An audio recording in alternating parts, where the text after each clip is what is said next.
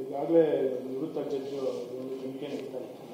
ಈ ಸಂದರ್ಭದಲ್ಲಿ ಇಂಥ ಆತುರದ ನಿರ್ಣಯ ನೋಡಿ, ಅದನ್ನೇ ನಾನು ಹೇಳಿದ್ದು. ಯಾವ್ದಾದ್ರು ಒಂದು ಸಂಸ್ಥೆಯಿಂದ ಇದು ತನಿಖೆ ಆಗಬೇಕು.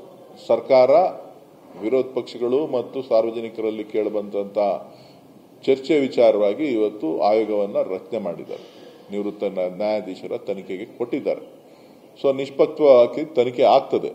ತನಿಖೆ ಆದಮೇಲೆ ಅದರಲ್ಲಿ ಏನಾದರೂ ಲೋಪದೋಷಗಳು ಕಂಡು ಬಂತು ಅಂದ್ರೆ ಸರ್ಕಾರದಿಂದನೋ ಮುಖ್ಯಮಂತ್ರಿಗಳಿಂದನೋ ಏನಾದ್ರು ಲೋಪದೋಷ ಖಂಡಿತ ಕ್ರಮ ತಗೊಳ್ಳೋಕೆ ಅವಕಾಶ ಇದೆ.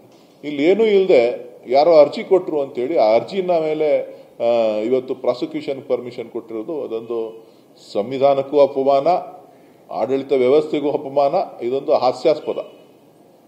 ಇದರಲ್ಲಿ ಬೇರೆ ಏನಿದೆ ಅಂತೇಳಿ ನನಗೆ ಕಾಣಿಸ್ತಾ ಇಲ್ಲ.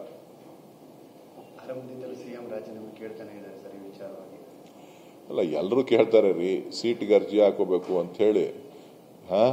ಎಲ್ರಿಗೂ ಏನಾರ ಮಾಡಿ ಕಾಂಗ್ರೆಸ್ ಸರ್ಕಾರನ ಅಸ್ಥಿರಗೊಳಿಸಬೇಕು ಅಂತೇಳಿ ಬಿಜೆಪಿಯವರಿಗೆ, ಜೆಡಿಎಸ್ ಅವ್ರಿಗೆ ಒಂದು ಮೊದಲಿಂದನೂ ಹೇಳ್ಕೊಂಡು ಬಂದ್ರು. ಏನ್ ಹೇಳಿದ್ರು? 3 ತಿಂಗಳಿಗೆ ಬಿದ್ದೋಯ್ತದೆ ಅಂದ್ರು, 20 ಜನ ಬಂದ್ಬಿಡ್ತಾರೆ ಅಂದ್ರು, 50 ಜನ ಬಂದ್ಬಿಡ್ತಾರೆ ಅಂತ ಅಂದ್ರು. ಈಗ 1 ವರ್ಷ ಗಡುವು ಕೊಟ್ಟಿದ್ದಾರೆ.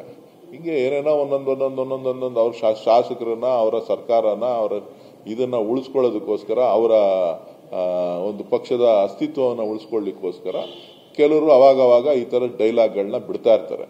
ಆ ಡೈಲಾಗ್ಗಳಿಗೆ ಎಷ್ಟು ಮಾನ್ಯತೆ ಇದೆ ಅಂತೇಳಿ ಗೊತ್ತು ನಿಮ್ಗೆ. ಇವತ್ತು ಹೇಳ್ತಾರೆ, ಮುಂದಕ್ಕೆ ಹೋಯ್ತಾ ಇರ್ತಾರೆ.